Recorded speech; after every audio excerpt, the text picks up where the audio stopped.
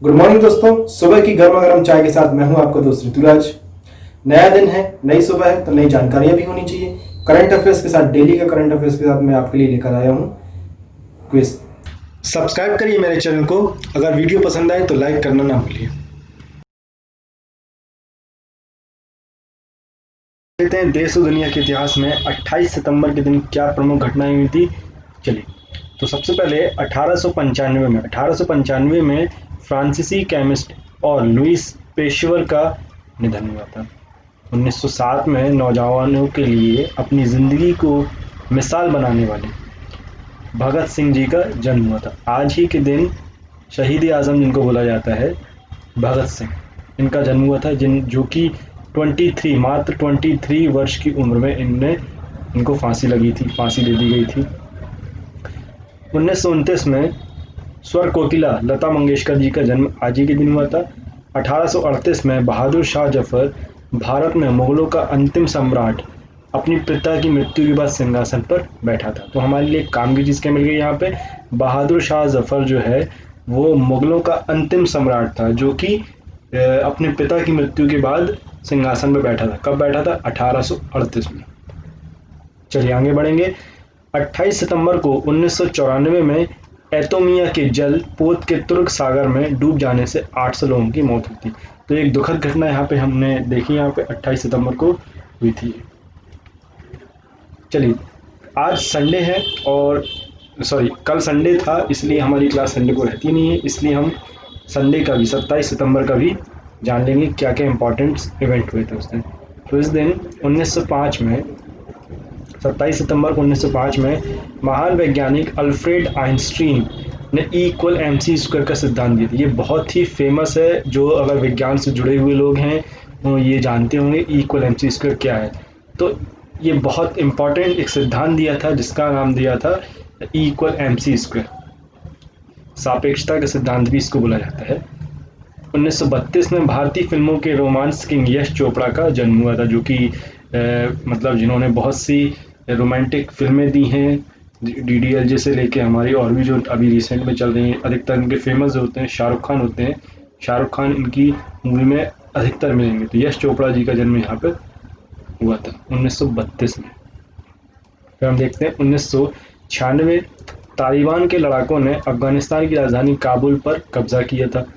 सन 2002 में न्यूयॉर्क में विश्व बैंक एवं IMF की वार्षिक बैठक शुरू हुई थी। विश्व बैंक और IMF की बैठक शुरू हुई थी। यहाँ पे एक चीज आती है, IMF का मतलब क्या है? International money fund, monetary fund भी बोल सकते हैं इसको। 2005 में बिल गेट्स लगातार 11वें साल दुनिया के सबसे धनी व्यक्ति बने रहे। लगातार ये जो थे हर साल लगातार सबसे धनी व्यक्ति बनते जा रहे थे और लगातार 11वें साल तक ये 2005 तक दुनिया के सबसे अमीर व्यक्ति होते गए। उसके बाद से फिर इनकी जगह किसी और ने ले ली।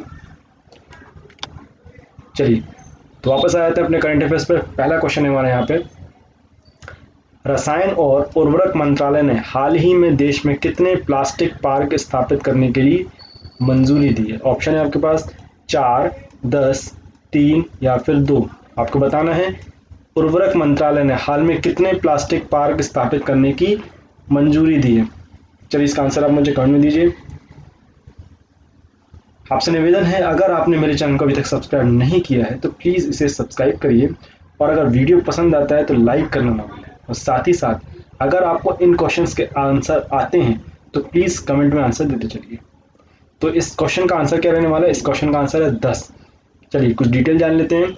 रसायन और उर्वरक मंत्रालय ने हाल ही में देश में 10 प्लास्टिक पार्क स्थापित करने के लिए मंजूरी दी। यह पार्क 2019 में लॉन्च की गई प्लास्टिक पार्क योजना के तहत स्थापित किए जा रहे हैं। यह प्लास्टिक पार्क मध्य प्रदेश, असम, तमिलनाडु, उड़ीसा, झारखंड, छत्तीसगढ़ और उत्तराखंड में स्थापित किए जाएंगे। भारत सरकार ने पार्क की स्थापना की परियोजना लागत 40 करोड़ रुपए प्रति परियोजना के हिसाब से मंजूर की है। तो यहाँ पर 10 पार्क स्थापित किए जाएंगे, हर पार्क को 40 करोड़ रुपए दिया जाएगा। चलिए आगे बढ़ेंगे। नेक्स्ट क्वेश्चन, किस राज्य सरकार ने मोक्ष कलश योजना 2020 को प्रशासनिक मंजूरी दे दी है? आपको बताना है किस राज्य सरकार ने मोक्ष कलश योजना 2020 को प्रशासनिक मंजूरी दे दी। ऑप्शन है आपके पास पंजाब, बिहार, राजस्थान या फिर तमिलनाडु। चलिए इसका आंसर आप मुझे कमेंट में दीजिए, क्या रहने वाला है। मोक्ष कलश योजना 2020 को प्रशासनिक मंजूरी। चलिए इसका आंसर है राजस्थान। राजस्थान के मुख्यमंत्री अशोक गहलोत ने मोक्ष कलश योजना 2020 को प्रशासनिक मंजूरी दे दी। अपनों की अस्थियां गंगा में प्रवाहित करने के लिए हरिद्वार आने जाने के लिए समस्त व्यय का भुगतान देवस्थान विभाग करेगा। राजस्थान राज्य पथ परिवहन निगम की बसों से निःशुल्क यात्रा कराने के लिए मोक्ष कलश योजना 2020 शुरू की गई है। योजना में नोडल एजेंसी राजस्थान राज्य पथ परिवहन निगम होगा, जबकि वित्त पोषण जो रहेगा वो भाग देवस्थान विभाग का होगा। योजना के तहत वे समस्त व्यय के भुगतान की व्यवस्था देवस्थान विभाग द्वारा की जाएगी। तो यहाँ पर मुख्यमंत्री अशोक गहलोत जी ने अस्थियां विसर्जन करने के लिए हरिद्वार जाने के लिए समस्त व्यय, किसी सारी प्रकार का जो व्यय आ रहा है आपका यात्रा व्यय जो रहेगा वो सारा व्यय जो है वो राजस्थान सरकार देने वाली है, इसके ने यहाँ पे घोषणा की। चलिए आगे बात करेंगे। हाल ही में किस देश के पूर्व क्रिकेट खिलाड़ी डीन जोन्स का मुंबई में निधन हो गया। आपको बताना है किस खिलाड़ी का डीन जोन्स खिलाड़ी हैं, ये किस देश के खिलाड़ी हैं, इनका निधन हुआ है मुंबई में। ऑप्शन है आपके पास इंग्लैंड, न्यूजीलैंड, ऑस्ट्रेलिया या फिर दक्षिण अफ्रीका। चलिए इसका आंसर आप मुझे कमेंट में दीजिए, क्या रहने वाला है। चलिए इसका आंसर है हमारा ऑस्ट्रेलिया। ऑस्ट्रेलिया के पूर्व क्रिकेट खिलाड़ी डीन जोन्स का मुंबई में निधन हो गया। डीन जोन्स 1987 विश्व कप जीतने वाली ऑस्ट्रेलियाई टीम के सदस्य थे। उन्होंने ऑस्ट्रेलिया के लिए 52 टेस्ट मैच, 164 एक दिवसीय क्रिकेट मैच खेले। इस समय वे इंडियन प्रीमियर लीग की कमेटी टीम के साथ मुंबई में थे। जोन्स ने इंटरनेशनल क्रिकेट में डेब्यू 1984 में किया था। उन्होंने टेस्ट क्रिकेट में 46 से ज़्यादा औसत से 3 या 631 रन और वनडे में 44 से ज़्यादा के औसत से 6068 रन बनाए थे। चलिए क्या बोल रहा है नेक्स्ट क्वेश्चन। केंद्र सरकार ने 24 सितंबर 2020 को कितने राज्यों को खुले बाजार से 9,913 करोड़ रुपए अतिरिक्त कर्ज लेने के लिए मंजूरी दे दी है। चलिए इसका आंसर आप मुझे कमेंट में दीजिए, क्या रहने वाला है। ऑप्शन है 7, 8, 10 या फिर 5। कितने राज्यों को खुले बाजार में 9,913 करोड़ रुपए अतिरिक्त कर्ज लेने की मंजूरी दे दी है। चलिए इसका आंसर आपको कमेंट में देना है, क्या रहने वाला है। चलिए इसका आंसर है 5। वित्त मंत्रालय ने खुले बाजार में उधार के माध्यम से आंध्र प्रदेश, तेलंगाना, गोवा, कर्नाटक और त्रिपुरा को 9,913 करोड़ रुपए की अतिरिक्त वित्तीय संसाधन जुटाने की अनुमति दी है। यह अनुमति कोविड-19 संकट के कारण राजस्व में कमी के बीच वह जरूरतों को पूरा करने के लिए राज्य को दी गई है। यह अनुमति उन राज्यों को one nation one ration card के कार्यान्वयन की शर्त के बाद मिली। चलिए नेक्स्ट क्वेश्चन है। भारत ने 23 सितंबर 2020 को स्वदेश में निर्मित परमाणु क्षमता वाली किस मिसाइल का सफल परीक्षण किया। आपके पास ऑप्शन है पृथ्वी 2, अग्नि, निर्भय या फिर त्रिशूल। 23 सितंबर को स्वदेश में निर्मित परमाणु क्षमता वाली किस मिसाइल का परीक्षण किया गया। चलिए इसका आंसर कमेंट में दीजिए आप।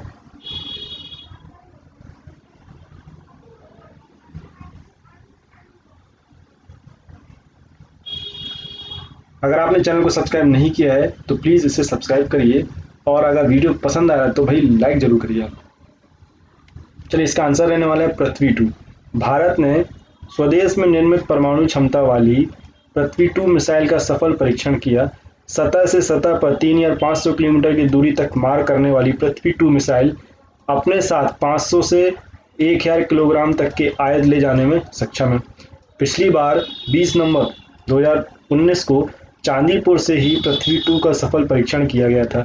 पृथ्वी 2 मिसाइल को सेना में 2003 में शामिल किया गया है।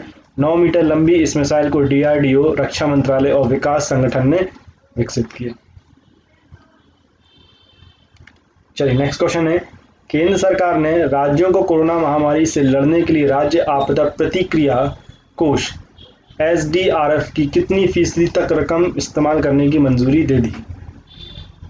केंद्र सरकार ने राज्यों को जो राष्ट्रीय आपदा प्रतिकोष होता है हमारा, उसमें से कितने फीसदी रकम यूज करने की मंजूरी दे दी है? ऑप्शन है आपके पास 70%, 80%, 10% या फिर 50%। चलिए इसका आंसर आप मुझे कमेंट में दीजिए क्या रहने वाला है।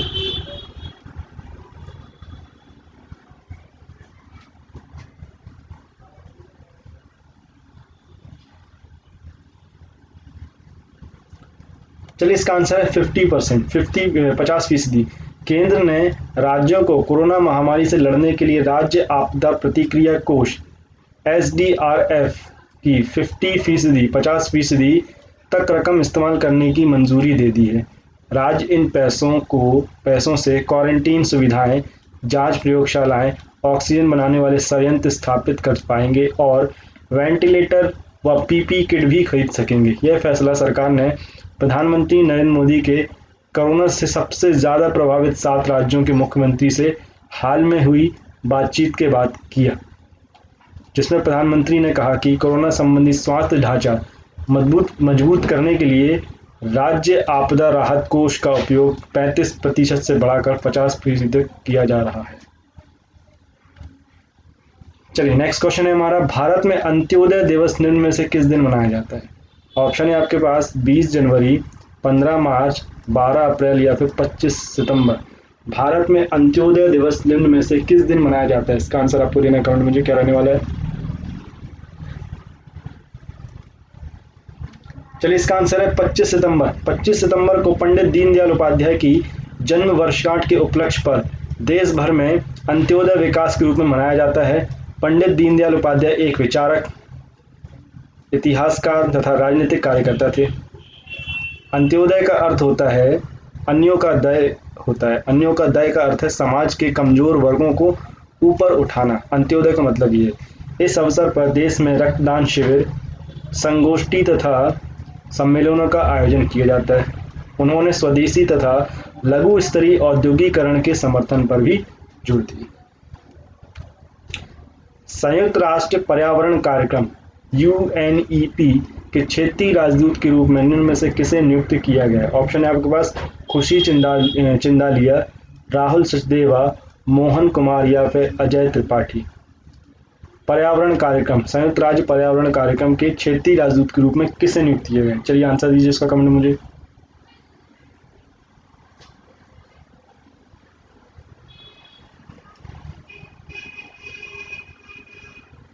चलिए इसका आंसर है खुशी चिंदालिया।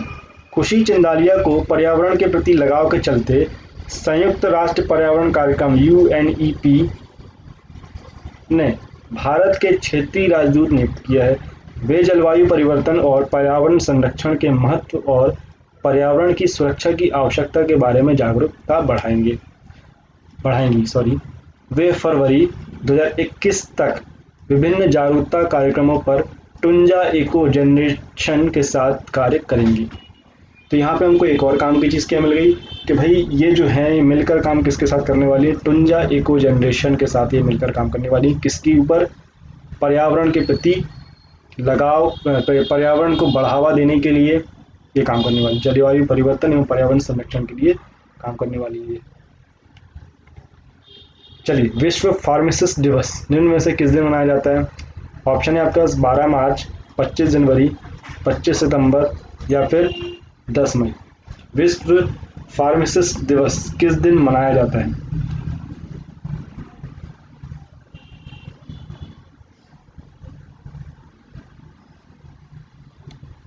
चलिए इसका आंसर है 25 सितंबर। विश्व फार्मासिस्ट दिवस हर साल 25 सितंबर को दुनिया भर में मनाया जाता है।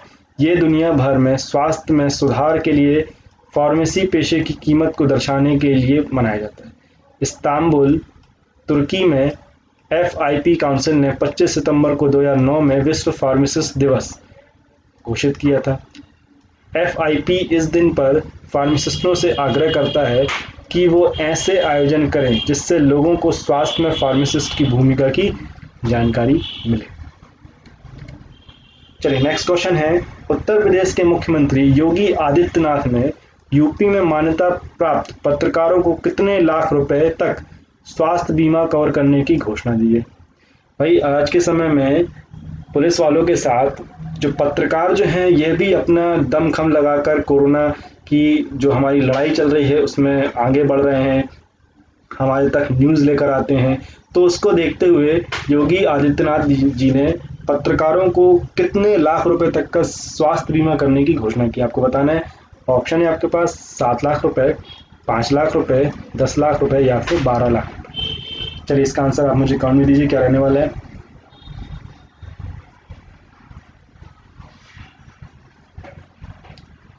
चलिए इसका आंसर है 5 लाख रुपए। कोरोना महामारी के बीच उत्तर प्रदेश में मान्यता प्राप्त पत्रकारों के लिए बड़ी घोषणा हुई है। सरकार ने कहा कि प्रदेश के सभी मान्यता प्राप्त पत्रकारों को राज्य सरकार 5 लाख रुपए का स्वास्थ्य बीमा कवर देगी। इसके साथ ही योगी आदित्यनाथ की सरकार ने कहा कि प्रदेश में कोरोना संक्रमण की वजह से मरने वाले पत्रकारों के परिवारों को सरकार की तरफ से 10 लाख रुपए तक आर्थिक मदद भी की जानी है। चलिए ये तो था हमारा आज का करंट अफेयर्स। अब हम कुछ इंपॉर्टेंट चीज़ें और देख लेते हैं, आर्टिकल्स देखते हैं जो कि मैंने न्यूज़पेपर से लिए हैं। इसी से ही हमारे क्या क्विज बनेंगे। चलिए, केंद्र सरकार ने फेम योजना के तहत 670 इलेक्ट्रिक बसों और 241 चार्जिंग स्टेशनों को मंजूरी दी। केंद्र सरकार ने हाल ही में फेम इंडिया योजना के दूसरे चरण के तहत महाराष्ट्र, गोवा, गुजरात और चंडीगढ़ के लिए 670 इलेक्ट्रिक बसों की मंजूरी दे दी है। वहीं केंद्र सरकार ने मध्य प्रदेश, केरल, तमिलनाडु, गुजरात और पोर्ट ब्लेयर में 241 इलेक्ट्रिक चार्जिंग स्टेशनों का निर्माण शुरू करने की भी मंजूरी दी है। मंत्रालय ने फेम 2 योजना की अवधि को 31 दिसंबर 2020 तक बढ़ा दिया है। चलिए अब इसके कुछ इंपॉर्टेंट पॉइंट जान लेते हैं क्या है। केंद्रीय मंत्री प्रकाश जावड़ेकर जी ने बताया कि कुल 670 में महाराष्ट्र में 240, गुजरात में 250, चंडीगढ़ को 80 और गोवा को 100 बसें देने का निर्णय लिया गया है। केरल सहित बाकी राज्यों पर चार्जिंग स्टेशन शुरू कर रहे हैं। इसी तरह से देश भर में इलेक्ट्रिक गाड़ियां बहुत बड़े पैमाने पर चलने लगेंगी। उन्होंने सभी से इलेक्ट्रिक वाहनों का उपयोग करने की अपील की है। इलेक्ट्रिक वाहनों को बढ़ावा देने के लिए चार्जिंग स्टेशनों की स्थापना आवश्यक है। केंद्रीय मंत्री प्रकाश जावड़ेकर ने कहा कि सभी राज्यों को पहले से ही 400 से अधिक बसें दी जा चुकी हैं। केंद्रीय मंत्री जावड़ेकर के अनुसार कोल्लम के लिए 25 चार्जिंग स्टेशन, तिरुवनंतपुरम के लिए 27, मल्लपुरम सभी केरल में है जो कि 28 चार्जिंग स्टेशन की मंजूरी दी गई है। पोर्ट ब्लेयर के लिए 10 और तमिलनाडु के तिरुचिरापल्ली के लिए 25 चार्जिंग स्टेशनों की मंजूरी दी गई। चलिए, गोवा में आयोजित होने वाले 51वां अंतर्राष्ट्रीय फिल्म महोत्सव जो है वो स्थगित कर दिया गया। भारतीय अंतर्राष्ट्रीय फिल्म महोत्सव इफ्फी के 51वें संस्करण का आयोजन इस साल 20 से 28 नवंबर की जगह अगले साल 16 से 24 जनवरी तक किया जाएगा। इसका आयोजन मिश्रित यानी डिजिटल और प्रत्यक्ष दोनों तरीकों से होने वाला है। सूचना एवं प्रसारण मंत्री प्रकाश जावड़ेकर जी ने एक बयान में 24 सितंबर 2020 को कहा कि गोवा के मुख्यमंत्री प्रमोद सावंत ने इस विषय पर चर्चा करने के बाद इफ्की का आयोजन टालने की बात की थी और उन्होंने फैसला लिया। सूचना एवं प्रसारण मंत्रालय के अधिकारियों ने बताया कि कोरोना महामारी कोविड-19 की स्थिति को ध्यान में रखते हुए यह फैसला लिया गया है। प्रकाश जावड़ेकर ने कहा कि अंतर्राष्ट्रीय फिल्म महोत्सव दिशा निर्देश और नियमों के अनुरूप गोवा में 16 जनवरी से 24 जनवरी 2021 तक संयुक्त रूप से महोत्सव का आयोजन करने का फैसला लिया गया। तो ये तो था आज का हमारा करंट अफेयर्स। Thank you. तो हमारा क्या आज का करंट अफेयर्स। नेक्स्ट क्लास में हम पढ़ेंगे। कल की क्लास में मैं डेली आपके लिए लेके आने वाला हूँ, डेली हमारी क्लास रहने वाली है। कल हम फिर पढ़ेंगे कल का करंट अफेयर्स और सारी चीज़ों को जानेंगे। आशा करता हूँ आपको ये मेरा वीडियो पसंद आया होगा। अगर पसंद आया है तो लाइक करिए और ज़्यादा से ज़्यादा शेयर करिए। और अगर आपने इस चैनल को सब्सक्राइब नहीं किया है तो प्लीज़ इसे सब्सक्राइब करिए। हमारी क्लास रेगुलर चल रही है, मैथ्स की क्लास भी हमारी रेगुलर चल रही है, साइंस भी चल रही है, सारी क्लासेस हमारी रेगुलर चल रही हैं। Thank you.